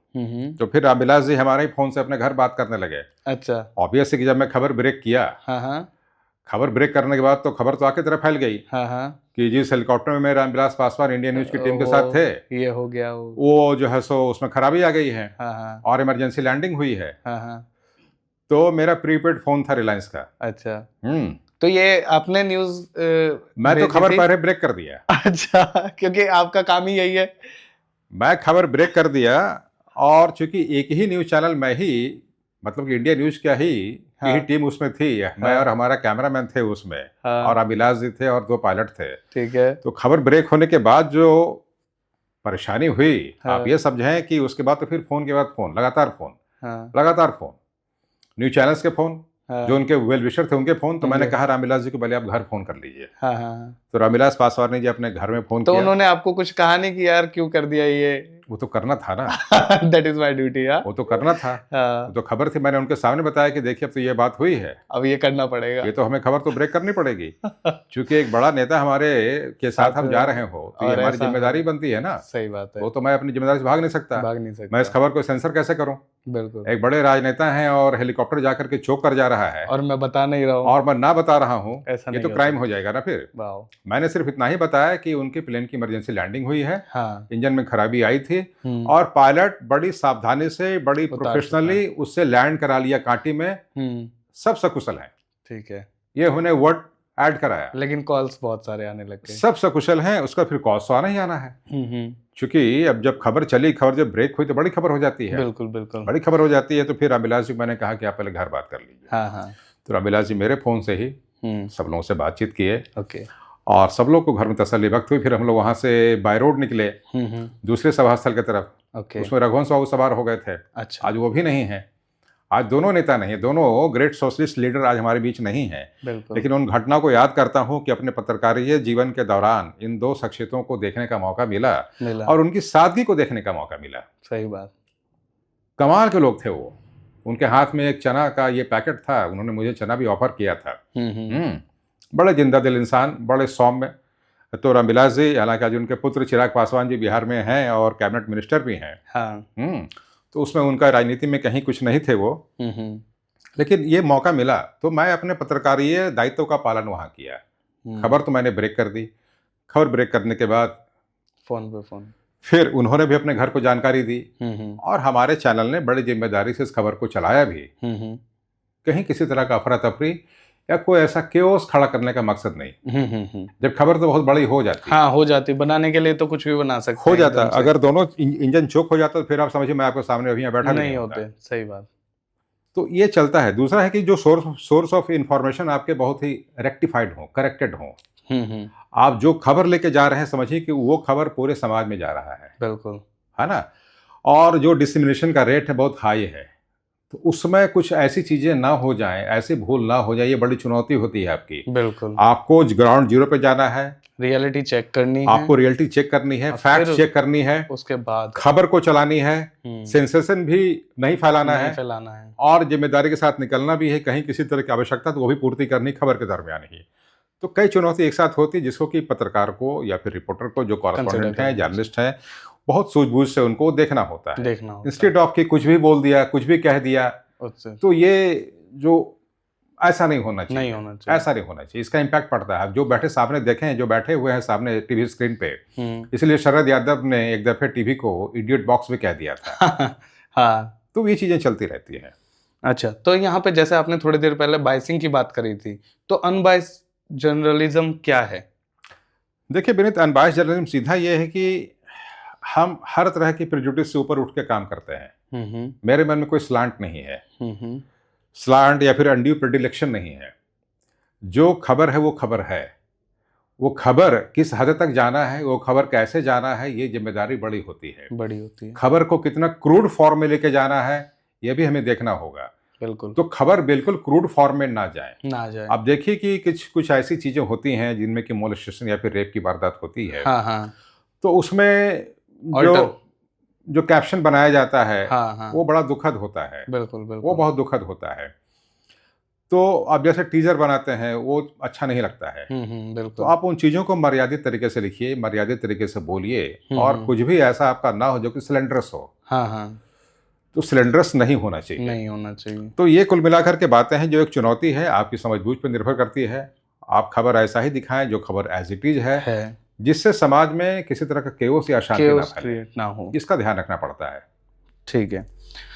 आज के जो हमारे अभी दर्शक हैं, देखने वाले, ज़्यादातर यूथ हैं। तो यूथ में जर्नलिज्म को लेकर आप क्या संदेशा देना चाहेंगे? अगर कोई इस प्रोफेशन को परस्यू करना चाहता है तो वो कैसे कर सकता है, कहाँ से स्टार्ट कर सकता है कि वो जर्नलिज्म ठीक है मैं इस तरह से स्टार्ट करूँगा और इतने दिन लगेंगे कि मैं एक अच्छा पत्रकार बन जाऊँगा? जैसे इंजीनियर्स का हमें पता है 4 साल का आप बीटेक करेंगे, उसके बाद 2-4 साल कंपनी में काम करेंगे, you will become an engineer और आपको समझ आ जाएगा काम कैसे होता है इंडस्ट्री में। तो इस तरह से पत्रकारिता का कैसा है रोल, जर्नलिज्म कैसे कर सकते हैं? आज कोई परस्यू करना चाहता है तो? देखिए, सबसे पहले तो ये है कि आपको बनना क्या ये अब तय कर लीजिए आप। ओके। ठीक है, अगर आपको पत्रकार ही बनना है तो इंडियन इंस्टीट्यूट ऑफ साइंस नहीं है, Indian institute of mass communication है, ओके। आईआईएमसी है। ओके। तो आईआईएमसी में पत्रकारिता की पढ़ाई होती है, वहाँ से पढ़ के कई बड़े पत्रकार भी निकले बाहर। अच्छा। और भारत सरकार की संस्था है, उसके अलावा भी कई ऐसे प्राइवेट यूनिवर्सिटीज़ हैं जो कि मास कम्युनिकेशन के कोर्स कराते हैं। अच्छा। तो आपको कई चीज़ों का अध्ययन बहुत सावधानी से करना पड़ेगा। एक तो जिस इंस्टीट्यूशन को आप चुन रहे हैं, हाँ। उस इंस्टीट्यूशंस के रिकॉर्ड क्या हैं, ओके। वहाँ से पढ़ के निकलने वालों को नौकरी कहाँ कहाँ मिली ये भी थोड़ा सा देख लीजिए आप। ठीक है। और वहाँ जो फैकल्टीज हैं, जो प्रोफेसर्स हैं, उनकी अपनी क्रेडिबिलिटी क्या है, ओके। वो खुद भी इस प्रोफेशन से है या नहीं है। हाँ। ताकि अगर आप कहीं से मास कम्युनिकेशन करके बाहर निकलते हैं तो आपको कुछ रेफरेंस की आवश्यकता पड़ती है। अगर खुद ही बड़े जर्नलिस्ट हैं तो उनके रेफरेंस में भी आपका काम हो सकता है, कम से कम आपको इंटरव्यू के लिए तो वहाँ बुलाया जाएगा उस हाउस में। तो ऐसी कई चीज़ें हैं जिनको बारीकी से आपको देखना पड़ेगा। अगर उनके यहाँ मीडिया लैब है तो कैसा है, उनके यहाँ अगरचे आपको प्रैक्टिकल क्लासेस हैं तो वो कैसे हैं, करिकुलम कैसे हैं, फैकल्टीज कैसे हैं, वहाँ से प्लेसमेंट का रेट क्या है। ओके। कहीं ऐसा तो नहीं है कि एक ऐसा बहुत बड़ा दुकान, ऊंची दुकान, फीकी पकवान वाला सवाल है कि साहब बड़ी सी बिल्डिंग है, बड़ा सा लग्जरी है, सब कुछ है, आए 4 साल 5 साल का कोर्स किया, फिर बाहर निकले, फिर कहीं कुछ नहीं है।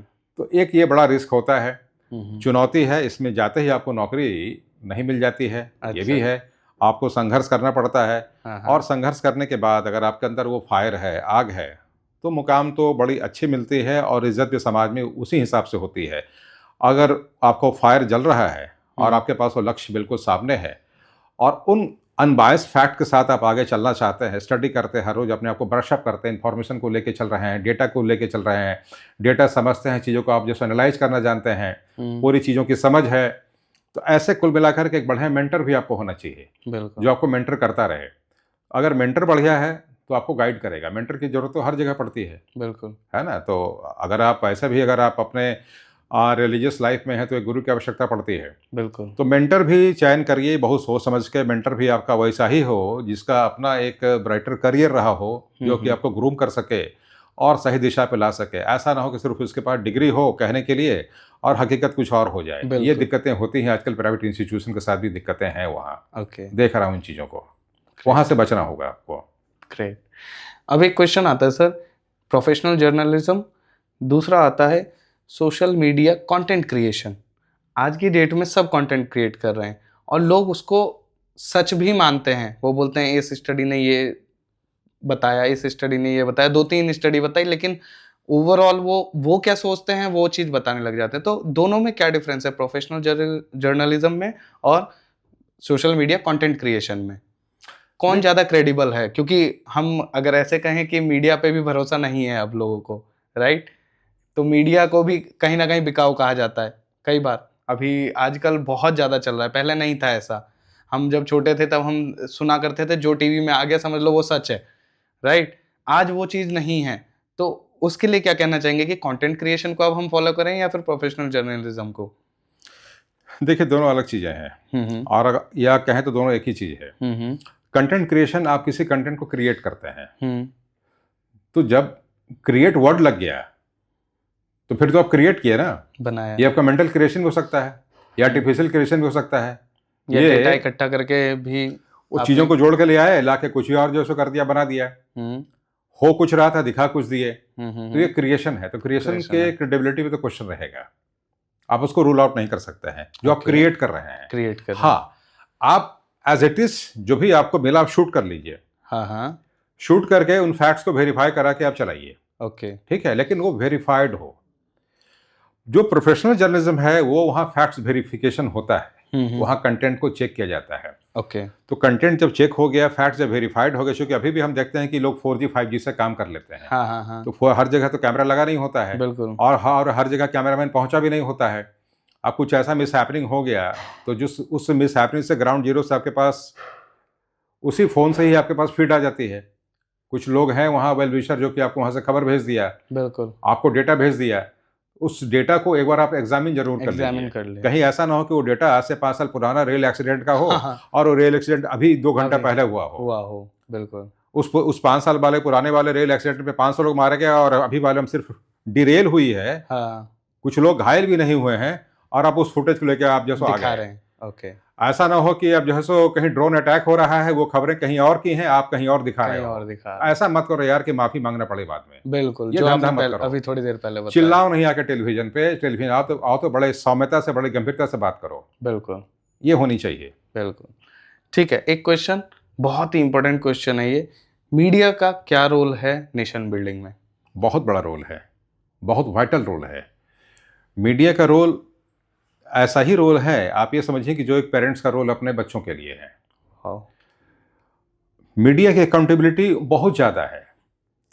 आप हर पॉलिसी को लेके जा रहे हैं, उसको आप फैक्ट चेक कर रहे हैं, आप देख रहे हैं कि उस पॉलिसी को कैसे पब्लिक के बीच में एग्जीक्यूट किया गया, उन पॉलिसी पे कितने लोगों को फ़ायदा मिला, या कितने लोग अभी भी जो है सो डिप्राइव्ड हैं, उनकी आवाज़ को लेके जाना है। कई ऐसी घटनाएं हैं जिस पर कि मीडिया फोकस हो जाने के बाद उन घटनाओं पर जल्दी से न्याय मिल जाता है, लेकिन ऐसी कई घटनाएं हैं जो कि दबी रह जाती हैं, उस कोने से बाहर नहीं निकल पाती।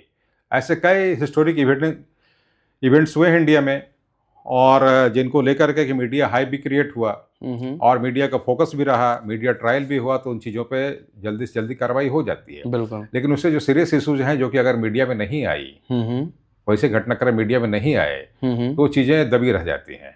ओके, तो मेरा ये कहना है कि आप ये मत देखें, क्लास नहीं देखें, आप कैटेगरी नहीं देखें, आपके नज़र में हर कोई बराबर है। अगर कोई भी आदमी डिप्राइव्ड है किसी न किसी रीजन से, जो कि टॉर्चर्ड है किसी न किसी रीजन से, एट्रोसिटी फेस कर रहा है किसी न किसी रीजन से, तो उस प्रॉब्लम वो तो बराबर है ना। फिर वहाँ पे डिफ्रेंशिएट क्या करना, वो कौन है, कहाँ से क्या है, इसको छोड़ दीजिए ना, छोड़ दीजिए, जो है एज इट इज उसको लेके आ जाइए आप, प्रॉब्लम को लेकर आइए और ये सॉल्यूशन। ये बड़ी जिम्मेदारी काम होती है, ये बड़ी चुनौती भी होती है। अभी जैसे कि आपने रिसेंटली एआई पे भी काम करा है, जी। राइट? तो एआई का क्या रोल है आगे जर्नलिज्म में? विनीत, एआई का बहुत इंपॉर्टेंट रोल है। अच्छा, मैं आपको अभी 2 घटना की तरफ लेके जाऊंगा। ठीक है। अभी देखा हमने कि मैडोरो, वेनेजुएला के चीफ निकोलस मैडोरो को अमेरिका वेनेजुएला से उठा के ले आई अमेरिका। अमेरिका कैसे लाया गया वो कहाँ छुपा हुआ था, वो कहाँ रह रहा था, इसकी जानकारी कैसे मिली? कैसे मिली? इसकी जानकारी मिलती है एंथ्रोपिक से।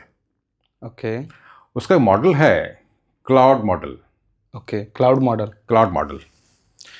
इसमें होता यह है कि वो कई तरह के फिगर को एक साथ वो सिमुलेट करके ओके, आपको लॉजिकल फिगर पे पहुंचा देता है, ओके, लॉजिकल इमेज पे पहुंचा देता है। ठीक है। तो एआई का यूटिलाइजेशन हमने यहाँ देखा। ओके, ठीक है, तो एआई के इस यूटिलाइजेशन के बाद, एंथ्रोपिक के इस यूज़ के बाद, उस क्लाउड मॉडल के यूज़ के बाद, मैडोरो को अमेरिका वेनेजुएला से उठा के ले आया रात में।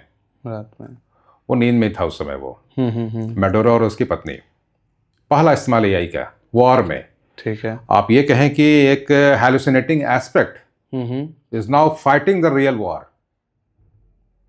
AI is creating hallucination. This was a perception earlier. अभी आप ये देखते हैं कि एक हैलुसिनेटिंग एजेंट जो है वो रियल वॉर में एक्टिव है, कर रहा है। हाँ, तो वेनेजुएला का ये एग्जांपल कि मैडोरो आया on the basis of what, on the basis of Anthropic's Claude model, that is the LLM. Okay. दूसरा, अभी जो ईरान में जो हमले हुए, हाँ, जो इजराइल और अमेरिका ने हमला करके खैमनी को मारा, वहाँ भी उसी का इस्तेमाल हुआ है। वहाँ भी तमाम जो डेटा सिमुलेशन है, और उस डेटा सिमुलेशन के बाद आपको विद इन मिनट्स, वो डेटा सिमुलेशन होने के बाद जो है सो उसका रिजल्ट आ जाता है कि ये है कहाँ, कहाँ, ये डिकॉय में है या बंकर में है। बंकर में। तो अब डिकॉय और बंकर के बीच का डिफरेंशिएशन तो एआई करके बता रहा है। इसी के लिए अभी देखा कि अभी डिपार्टमेंट ऑफ वॉर जो है यूएस का, वो एंथ्रोपी के साथ अपना बिजनेस ट्रेड में नहीं जाना चाहा। उसने कहा कि हमारा जो ये जो मोरल वैल्यूज़ है वो यहाँ पे चैलेंज होता है, और अल्टीमेटली पेंटागन ने उसको ब्लैकलिस्ट कर दिया। ओके। तो अब सैम अल्टमैन आ गए हैं ओपन एआई वाले, हाँ। उनका भी डील हो गया है उनके साथ। तो अब AI is a big threat, big challenge also. यहाँ पे है कि यहाँ पे कोई गलती की संभावना बनती ही नहीं है, यहाँ गलती की कोई संभावना नहीं है। गलती हुई तो फिर अब वो बंकर में है कि डिकॉय में है, ये डिफरेंशिएट आपका एआई कर दे रहा है, उसका डेटा कर दे रहा है। बिल्कुल। तो जो एल्गोरिदम है आप वहां से लेके यहाँ तक आ रहे हैं, आप उसका इस्तेमाल आप यहाँ कर रहे हैं, तो उसका इस्तेमाल कैसे होगा, किस हद तक होगा, ये तो आपके और पूरा जो गवर्नेंस है उनके मोरल एथिक्स पे डिपेंड करता है। बिल्कुल। ये तो एआई का है। दूसरा है कि एआई का बहुत ही ब्राइटर प्रॉस्पेक्ट है। ओके। आप किसी भी सेक्टर में आप एआई को इस्तेमाल कर सकते हैं। बिल्कुल। अगर आप कहीं भी, अगर आप सिक्योरिटी मेजर में हैं और आपके यहाँ सीसीटीवी लगे हुए हैं, तो सीसीटीवी अगर आपका एआई से कनेक्टेड है तो वहाँ पे आपको रियल टाइम डेटा मिल जाता है। बिल्कुल। कि कहाँ पे क्राउड ज़्यादा जमा हो रहा है, आप उसको स्टैम्पिड से बचा सकते हैं। ये बड़ा रोल है, क्योंकि हमारे इंडिया में हमारे यहाँ स्टैम्पिड हमेशा हो जाती है ना, चाहे वो मैच हो चाहे कुछ भी हो, चाहे वो आरसीबी चुनाव, आरसीबी अपना कप जीत के निकले, वही तो, और वहाँ स्टैम्पिड हो गए, मर गए। हाँ लोग। तो ऐसा नहीं होना चाहिए। तो यहाँ पर एआई का इस्तेमाल है कि अगर आप सीसीटीवी से एआई कनेक्टेड है हमारा, तो वो बता देता है, हमें वार्निंग दे देता है कि फलाने पार्ट में ज़्यादा लोग जमा हुए हैं, आप उनको वहाँ जाकर तुरंत संभालिए। वहाँ पोस्ट फैक्टो का सवाल नहीं है। बिल्कुल। तो ये एक जो एप्लीकेशन अभी आया है, तो यहाँ पे एआई का मिरेकल्स है। फिर आपका एआई बेस्ड आपका ट्रीटमेंट चल रहा है, आपका रोबोटिक सर्जरी चल रहा है। तो वो सब डिपेंड करता है आपके प्रॉम्प्ट इंजीनियरिंग पे। ओके। अगर प्रॉम्प्ट आपका बहुत ही इम्पार्शियल और एक्यूरेट है, उसी प्रॉम्प्ट के बेस पर तो सारा काम होता है। बिल्कुल। तो अगर आपका प्रॉम्प्ट चैलेंज है तो ऑब्वियस है कि एआई भी आपका चैलेंज ही होगा। बिल्कुल। ये भी नहीं, ये दिक्कत है। तो यहाँ पे आपको सावधानी बरतनी पड़ेगी, क्योंकि एक तो आपका हाथ भी जला सकता है, दूसरा आपका खाना भी पका सकता है। बिल्कुल सही कहा आपने। ठीक है, अब आते हैं एंटरप्रेन्योरशिप पे। आप इस पे आजकल ज़्यादा फोकस कर रहे हैं, और तो मीडिया में एंटरप्रेन्योरशिप क्या है कि जो आजकल स्टूडेंट्स है, जैसा आपने बात बताया कि जॉब नहीं मिलता है जल्दी से, सो उनको एक जॉब सीकर बनना चाहिए या खुद का एक मीडिया हाउस शुरू करना चाहिए। तो कैसे आप एंटरप्रेन्योरशिप को जर्नलिज्म या फिर मीडिया में आप बताएंगे उसके बारे में कि क्या रोल है एंटरप्रेन्योरशिप का? देखिए, मीडिया का रोल तो हर जगह है। मीडिया का रोल हर जगह है, और आप ये समझें कि उसका रोल कहाँ नहीं है। ये जरूरी नहीं कि अगर हम कोई बड़ा न्यूज़ चैनल खोल के बैठे तभी हम काम कर सकते हैं, क्योंकि अगर आप बड़ा न्यूज़ चैनल आप खोल के बैठते हैं तो वहाँ पर भी आपको डीटीएच वालों को पैसा देना पड़ता है, जो बड़ा महंगा होता है। बिल्कुल। अब चूंकि अब आप इंटरनेट प्रोटोकॉल टेलीविज़न भी चला सकते हैं, है ना। आप सोशल मीडिया का कई ऐसा प्लेटफॉर्म है जहाँ पर कि आप लेके चीज़ों को चल सकते हैं। तो आपके यहाँ जॉब क्रिएट करने का स्कोप कई है। आप मीडिया में भी आप जॉब क्रिएट कर सकते हैं। आप मीडिया किस रूप में आप देखना चाहते हैं, सिर्फ खबर के लिहाज से आप देखना चाहते हैं, या आप मास अवेयरनेस क्रिएट करना चाहते हैं, आप हेल्थ एजुकेशन देना चाहते हैं, आप फिजिकल एजुकेशन देना चाहते हैं, आप मोरल एजुकेशन देना चाहते हैं, ये भी तो पार्ट आपका मीडिया का ही है ना। ओके। आप कई ऐसे आप पोर्टल क्रिएट कर सकते हैं, जिस पोर्टल के बेसिस पे, यूट्यूब चैनल के बेसिस पर, इंटरनेट प्रोटोकॉल के थ्रू, बिल्कुल, IPTV के थ्रू आप उस पर्टिकुलर सेगमेंट को लेकर चल सकते हैं। किसान हमारा एक बहुत बड़ा क्षेत्र है, बहुत बड़ा हमारा सेगमेंट है। बिल्कुल। अगर आप फार्मर्स पे डेडिकेट होकर ही अगर आपको ऐसा प्लेटफॉर्म क्रिएट करते हैं और उनको आप जैसा अवेयर करते हैं कि एग्रीटेक क्या है, हाँ, थोड़ा सा नॉलेज मिले जिससे कि उनका नुकसान कम हो, फायदे ज्यादा हो। ई मंडी क्या है, आपके प्राइसेस को सही से इवैल्यूएट कैसे किया जाए, आपके प्रोड्यूस को इवैल्यूएट कैसे किया जाए, बिल्कुल, आपके इस क्रॉप पे कौन सा खतरा आने वाला है, इसकी जानकारी हम कैसे दें, बिल्कुल, वेदर से कैसे लाइन करें, पता हो बिल्कुल कब क्या होने वाला है, तो उस हिसाब से आप उस तरह से उसका प्रिवेंटिव मेजर्स लेकर। तो हर सेगमेंट में आपके मीडिया का रोल है। आप ये कहें कि मीडिया का रोल कहाँ नहीं है, हर जगह रोल है। हाँ, अकाउंटेबिलिटी और आपकी रिस्पॉन्सिबिलिटी ये जरूरी है, तो आप वहाँ कर सकते हैं। आप चाहें तो आप जैसे एग्रीकल्चर बेस्ड आप एक अपना पोर्टल बना लीजिए, आप हेल्थ बेस्ड पोर्टल बना लीजिए, आप एस्ट्रो बेस्ड पोर्टल बना लीजिए, जहाँ सिर्फ हम यही लेके आएंगे, जो चीज़ें हमारी अनचैलेंज होगी। तो जैसे जैसे आपके लिए लोगों के मन में एक्सेप्टेबिलिटी बढ़ती जाएगी, तो रिस्पेक्ट भी बढ़ता जाएगा कि आप चीज़ों को लेके चल रहे हैं, तो आपकी चीज़ों की एक्सेप्टेबिलिटी है प्लस की रेस्पेक्ट है। यस, दोनों है। तो रेस्पेक्ट अर्न कीजिए, आप कर सकते हैं, ऐसी कोई बात नहीं है। और रेस्पेक्ट अर्न करके भी पैसा कमाया जा सकता है, बिल्कुल। बहुत आसानी से कमाया जा सकता है, जो कि लॉन्ग टर्म है, हम्म, वो शॉर्ट टर्म नहीं है। बिल्कुल और शॉर्टकट तो किसी चीज का नहीं है, बिल्कुल बिल्कुल, शॉर्टकट तो किसी चीज का किसी नहीं है। चीज अब का जो भी है नहीं। तो वो तो आपको लॉन्ग रन में जाना ही पड़ेगा। सही बात। आपका कमिटमेंट, आपका कन्विक्शन, हम्म, आपका परसिस्टेंस, ये तीन तो इंग्रेडिएंट आपके अंदर होना चाहिए। होना चाहिए। ठीक है, इसी से मेरा एक क्वेश्चन जनरेट होता है, जैसे कि अभी आपने बहुत कुछ बड़े बड़े इवेंट करे हैं, जैसे कि मैंने जाना अभी आपने तालकटोरा स्टेडियम में एक इवेंट करा, आपने एक ये सारा एंटरप्रेन्योरशिप से रिलेटेड मैं Right. पूछ रहा हूँ, यश भूमि में करा, बेंगलोर में हुआ, ये बिहार से रिलेटेड क्या एंटरप्रेन्योरशिप का एक मुहिम जो आप चला रहे हैं वो क्या है, थोड़ा सा डिटेल में बताइए। और जो भी हमारे बिहार के दर्शक हैं जी, उनके लिए कितना इफेक्टिव है ये स्पेशली, वो जरा बताइए, क्योंकि आपका फोकस मैंने देखा है बिहार के एंटरप्रेन्योर्स को जो वर्ल्ड वाइड काम कर रहे हैं, बाहर भी जिनकी इंडस्ट्री है उनसे रिलेटेड है, राइट? तो वो क्या है ऐसा थोड़ा सा बताइए हमें, हम जानना चाहते हैं किस प्रोजेक्ट पे आज आप काम कर रहे हैं। बिल्कुल विनीत, चूंकि हम लोग एक कैंपेन से जुड़े हैं, ये कैंपेन फिर मैं वहीं लेके जा रहा हूँ कि समाज ने हमें दिया तो हमें समाज को कुछ देना चाहिए। ग्रेट, ये हमारी जिम्मेदारी बनती है, ये हमारा मोरल ऑब्लिगेशन है। बिल्कुल। तो विकास वैभव जी हैं, सीनियर आईपीएस ऑफिसर हैं, अभी आईजी रैंक में हैं, आईटी कानपुर के प्रोडक्ट हैं वो। तो Okay. एक टेक्नोक्रेट और ब्यूरोक्रेट की ब्लेंडिंग वाओ, और एक अपना संस्कार। तो विकास वैभव जी ने इस कैंपेन को शुरुआत किया, उसका नाम है let's inspire Bihar. Let's inspire Bihar. हाँ, तो लेट्स इंस्पायर बिहार को शॉर्ट फॉर्म में आप LIB कहें तो विकास जी का ये संकल्प है, भारत सरकार का भी ये संकल्प है कि 2047 में हमारा भारत जो सो विकसित भारत विकसित हो। भारत, बिल्कुल।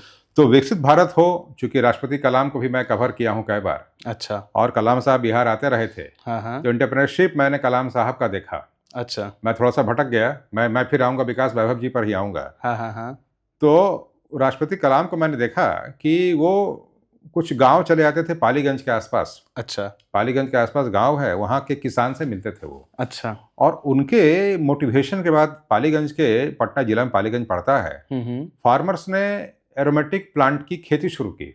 ओके अरोमा बनाने का उन लोगों ने काम शुरू किया ओके, कलाम साहब के इंस्पिरेशन के बाद। अच्छा, उन्होंने इंस्पायर करा होगा हाँ। जाके वहाँ पे।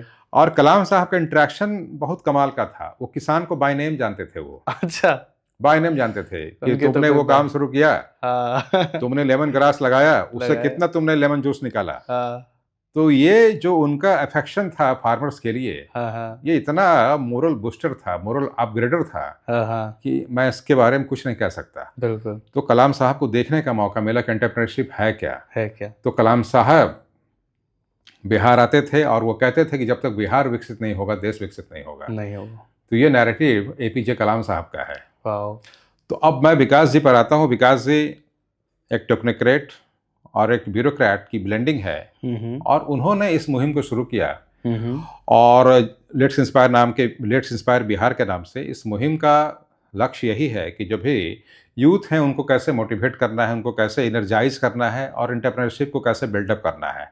माने कुल मिलाकर के सोसाइटी का एटमॉस्फेयर इतना हाईली कंस्ट्रक्टिव और क्रिएटिव हो कि सारे युवा हमारे उस काम में लगें। क्योंकि हमारा देश जो है युवा का देश है, युवा का देश है। हमारा मीडियन एज 28-29 साल है, बिल्कुल ठीक है। तो हमारे युवा में वो शक्ति भी कमाल की है, बिल्कुल, उर्वरता कमाल की है, बिल्कुल। और बिहार के पास जो नेचुरल रिसोर्सेस वो भी कमाल का है, वो भी कमाल का, वो भी कमाल का है। यस, इतना पानी और इतना वर्जिन लैंड किसी के पास नहीं है, किसी मैं के तो पास दावे के साथ कहता हूँ। एग्जैक्टली, बिल्कुल। इतनी नदियां बिहार में बहती हैं, अगर आप उनका रिसोर्स को अगर आप यूटिलाइज करें तो वहाँ कुछ भी कर सकते हैं। तो कुछ भी कर सकते हैं। इसी का परिणाम है कि विकास जी वहाँ से उस कैंपेन को लेकर चले, और उस कैंपेन को लेकर देश में कई जगह गए। और अभी हाल में 22 फरवरी को हम लोगों ने तालकटोरा स्टेडियम में बिहार डेवलपमेंट समिट का आयोजन किया। ओके, और समिट के आयोजन में हमारे केंद्रीय मंत्री गिरिराज सिंह जी आए, अच्छा, हमारे उप मुख्यमंत्री विजय सिन्हा जी आए बिहार से, ओके, उद्योग मंत्री दिलीप जायसवाल जी आए, हाँ, और हाँ। तमाम MP MLAs आए, अच्छा, और ऐसे कई बड़े आपको बैंक्स के, कई बड़े कॉरपोरेट के बड़े लोग आए। हम्म, तो लक्ष्य ये था, विजन ये था कि कैसे बिहार को अपग्रेड किया जाए। ओके, तो कुल मिलाकर के सब लोगों का ये एक कमाल का सिनर्जी है कि bureaucracy, social activism, politician, bureaucrat सब अलाइंड हैं, एंटरप्रेन्योर्स, सब अलाइंड हैं। तो जब ऐसा माहौल बन जाए तो आप ये समझें कि ये तो कभी कभी ऐसा होता है, बिल्कुल और ये ऐसा हुआ है। है। इस कैंपेन का प्रभाव ये है, और जैसे विकास जी लेके चीज़ों को चल रहे हैं, मुझे लगता नहीं है कि 2 से 3 साल में हम लोग बहुत कुछ कर सकते हैं। तो इसमें मेरे ऊपर भी जिम्मेदारी है। मैं उस कैंपेन का नेशनल चीफ स्पोक्स पर्सन हूँ, अच्छा, और साथ में एंटरप्रेन्योर्स लीड भी हूँ। ओके, तो मैं जूम से मीटिंग करता हूँ जो हमारे एस्पिरेंट्स हैं, जो हमारे एस्पायरिंग एंटरप्रेन्योर्स हैं बिहार के, जो बाहर काम कर रहे हैं। बाहर मतलब? बाहर मतलब कि देश और देश से बाहर, अच्छा, 2 पार्ट में कर लीजिए। ओके। पहले कुछ लोग आपको बेंगलुरु में हैं, कुछ लोग हैदराबाद में, कुछ पुणे में हैं। बेंगलोर में भी 21 दिसंबर को हुआ था ये बिहार बिल्कुल, डेवलपमेंट समिट, बिल्कुल, राइट? बिल्कुल। वहाँ भी बहुत अच्छा क्राउड आया था। बहुत अच्छा क्राउड आया था। फिर आपका हैदराबाद हुआ था, वहाँ भी क्राउड बहुत अच्छा आया। ओके। और उसके पहले हम लोग दिल्ली के तालकटोरा स्टेडियम में किया। यश भूमि में। सॉरी, यहाँ आपको ये यश भूमि। यश भूमि किया, है ना? हम्म। तो ऐसा कुल मिलाकर के भारत मंडपम में किया। हाँ हाँ। तो ये हमारा कार्यक्रम चलता रहता है, और उस कार्यक्रम का प्रभाव ये है कि एक उम्मीद जगी लोगों में कि नहीं, बिहार के पास है। और इस कैंपेन का प्रभाव भी देखिए, और हमारी बिहार सरकार का जो प्रो एक्टिविज्म है, उस प्रो एक्टिविज्म का पहला एग्जांपल मैं आपको देना चाहूँगा कि अब सरकार चाहती है कि बिहार में सेमीकंडक्टर की फैक्ट्री लगे। वाओ। सेमीकंडक्टर की मैन्युफैक्चरिंग बिहार में शुरू, इसलिए कि पानी का सोर्स बहुत ज़्यादा है। बिल्कुल बिल्कुल। कोशी और गंगा का जो एरिया है, उन एरिया को इसके लिए चिन्हित किया गया है जहां पर कि आप सेमीकंडक्टर की फैक्ट्री लगाएं, और सरकार उसके लिए काफ़ी कुछ सपोर्ट भी देने वाली है। सपोर्ट भी दे रही। 50% सब्सिडी है, लैंड है, पावर है। 50% सब्सिडी। हाँ। तो कुल मिलाकर के एक ऐसा माहौल बना। दूसरा कि बिहार के पास कई ऐसे क्रॉप्स अपने हैं जो कि आपको फूड प्रोसेसिंग के लिए बहुत ही रिमार्केबल लैंडमार्क है वर्ल्ड के लिए। ओके। मखाना बिहार में, उसको जीआई टैग हाँ, मिला। बिल्कुल बिल्कुल। आप जानते हैं कि मखाना को जीआई टैग मिला। जीआई टैग मिला तो हुआ है। जीआई टैग मिला, मखाना बोर्ड भी बना बिहार में। भारत सरकार मोदी जी की देखरेख में बनी सरकार ने, और मोदी जी की लीडरशिप में मखाना बोर्ड का भी गठन किया गया, तो जो कि लास्ट बजट में इसका अनाउंसमेंट हुआ था। अच्छा। तो कुल मिलाकर के एक प्रॉमिसिंग स्टेट के रूप में बिहार आ रहा है, और ख़ास तौर पे एग्रीटेक और फूड प्रोसेसिंग तो अल्टीमेट है ही। अल्टीमेट है। बिल्कुल। इसलिए जो भी एंटरप्रेन्योर्स डिजायरस हैं बिहार आने के लिए, उनकी इच्छा होती है तो सरकार अब वहाँ ज़मीन भी देना चाह रही है अच्छा। कि आप ज़मीन लीजिए, ज़मीन पे अपना आप यूनिट सेटअप कीजिए, काम कीजिए। वाओ। अब डिपेंड करता है कि आपका अपना मार्केट सर्वे क्या है, आपका अपना मार्केट चेन क्या है। कुछ आपकी भी अंडरस्टैंडिंग होनी चाहिए। हाँ, है ना? स्पून फीडिंग तो हर जगह नहीं होगा। नहीं होगी। प्रोडक्ट क्या प्रोवाइड करेंगे आप, सर्विस क्या देंगे? तो एक माहौल बन गया है। ये बातें पहले नहीं थी, और इधर हम लोगों ने शुरू किया है। और जो भी लोग मिलते हैं बिहार के या बिहार से बाहर, तो बिहार के बाहर के भी लोग हैं, करीब 18-19 देश के लोगों से भी मेरी बातचीत हुई। हम लोगों ने जूम किया।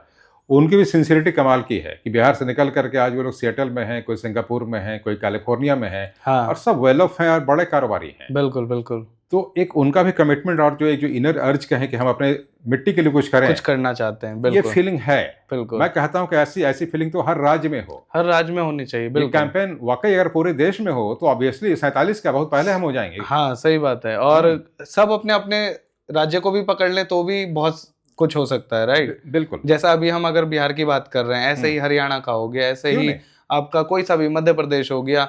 अगर वहाँ के लोग, क्योंकि पूरी दुनिया में तो इंडियंस है, अच्छा कर रहे हैं जैसा कि आपने बताया, तो वो अगर अपनी मिट्टी को वापस देना शुरू कर दें, जो भी उन्होंने पाया, जो भी वो देना चाहें, तो हर स्टेट अपना बहुत ही अच्छा बहुत आसानी से, और सरकार तो मदद करने के लिए तैयार है। बिल्कुल सरकार बहुत मदद करने के लिए आसानी से तैयार दे है। सकते हैं। अगर फॉरेन माइग्रेट किए हैं, वहाँ अगर बड़ा कारोबार कर रहे हैं, तो रेमिटेंस तो हमारे कंट्री को आता है। बिल्कुल। तो रेमिटेंस से तो हमें फायदा होता है। लेकिन बिहार को भी या फिर अपने देश को भी देखें, अगर एक यूनिट यहाँ वो अपने देश में भी लगाते हैं, बिल्कुल, तो नेचुरली यहाँ भी पर कैपिटा इनकम बढ़ेगी, यहाँ भी प्रोडक्टिविटी बढ़ेगी, बिल्कुल, मार्केट कंपटीशन बढ़ेगा, बाइंग पावर बढ़ेगा, लोगों का रिक्वायरमेंट क्रिएट होगा। तो एक जो इकोनॉमिक साइकिल है वो हमारा काफ़ी बिल्डअप होता है, डेवलप होता है। जी विनीत। ठीक है विनायक सर, बहुत कुछ जानने को मिला, बहुत कुछ सीखने को मिला आपसे, जर्नलिज्म के बारे में, सोसाइटी के बारे में, सरकार के बारे में।